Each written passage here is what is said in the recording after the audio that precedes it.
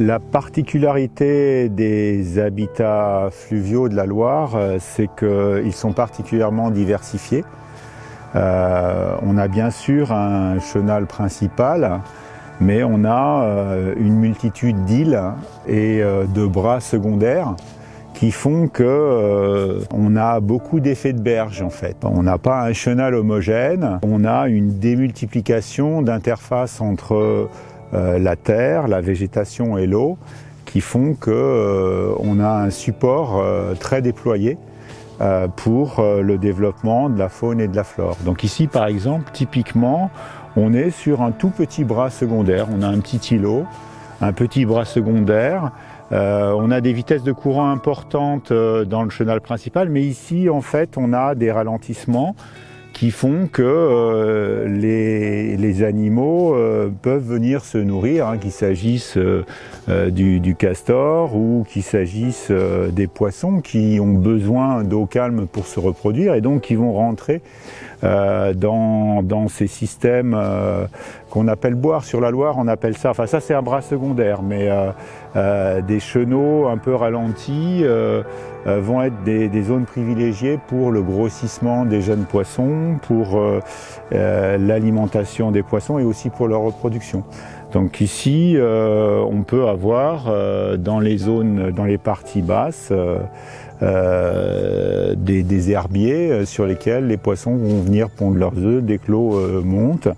Et puis vous voyez ici qu'en espèces en arbre, vous avez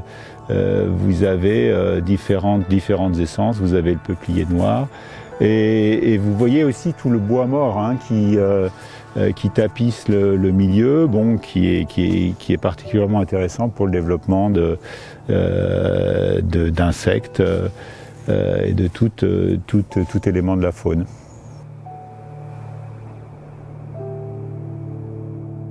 La Loire, en fait, c'est des habitats très différents, une morphologie, des milieux très différents au niveau morphologique, mais surtout très variables dans le temps. Donc aujourd'hui, on est à 250 mètres cubes secondes, on est exactement au débit médian, hein, donc c'est les conditions les plus moyennes qu'on puisse trouver. Mais dans des conditions de plus hautes eaux, ici vous allez avoir des vitesses de courant plus importantes et en période d'étiage vous allez aussi avoir des zones exondées, donc hors d'eau, avec le développement d'autres cortèges floristiques et faunistiques. Donc la Loire varie en permanence dans l'espace, mais aussi en permanence dans le temps parce que son écoulement est libre. Donc en fonction, son débit varie énormément, de 60 mètres cubes secondes à 6000 mètres cubes secondes, donc c'est considérable en variabilité. Et comme elle n'est aménagée avec quasiment aucun barrage, en fonction de l'évolution du débit, on a une évolution considérable du niveau d'eau.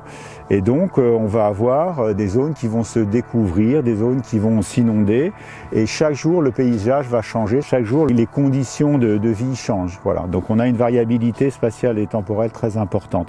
Du fait qu'on n'a pas de barrage qui ennoie complètement les habitats. Voilà. On a des variations permanentes entre le débit et le niveau de l'eau. Voilà. On n'a pas d'activité humaine très intense.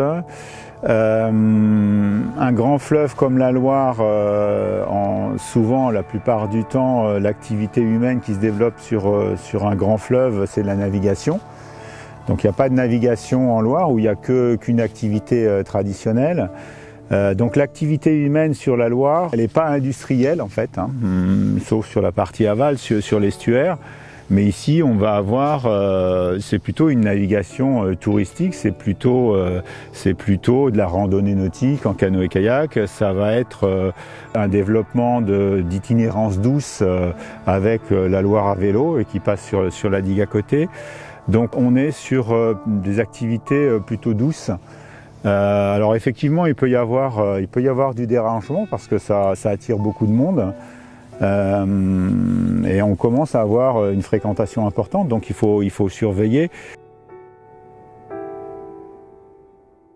pour les poissons. On a quasiment, on a plus de 50 espèces de poissons et ce qui est assez particulier, c'est qu'on les a pratiquement toutes. Il n'y a pratiquement aucune espèce qui a disparu.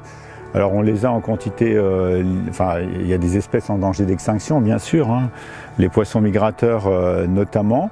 Mais si on prend par exemple les poissons migrateurs, toutes les espèces sont encore présentes, hein. On a le saumon, on a l'anguille, la grande alose, la lauce feinte, la lamproie marine, la lamproie fluviatile. Toutes les espèces sont encore présentes. Il n'y en a qu'une seule qui a disparu, hein, c'est l'esturgeon, qui n'est présente que sur le système Garonne-Dordogne, mais tout le patrimoine biologique est conservé. Encore une fois, parce que la Loire est quand même moins aménagée que les autres grands fleuves. Alors la Loire est aménagée, on a quand même des digues, mais les digues sont assez... le fleuve n'est pas étroitement corseté, hein, comme le Rhône ou la Seine. La Loire est endiguée, mais avec un espace de liberté entre le chenal principal et les digues. Et donc on a une diversité de milieux qui font qu'on a une bonne conservation du patrimoine biologique.